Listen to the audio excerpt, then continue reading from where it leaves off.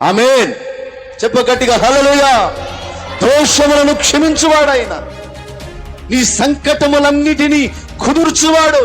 అంటే నువ్వు ఏ కష్టముతో ఉన్నావో, ఏ నష్టముతో ఉన్నావో, ఏ బలహీనతతో ఉన్నావో, ఏ రోగంతో ఉన్నావో, ఏ శపితమైన అనుభవాలతో ఉన్నావో, ఏ తీరని సమస్యల్లో ఉన్నావో, ఎవరికి చెప్పినా నీ సమస్యలు తీరడం లేదా, డాక్టర్లు చెప్పిన రోగం పోవడం లేదా, ఇదిగోండి వడ్డీ కట్టలేకపోతున్నావా, సమస్యల వలయంలో చిక్కబడి ఉన్నావా, వాటిలో నుంచి ప్రభుని విడిపిస్తాడండి.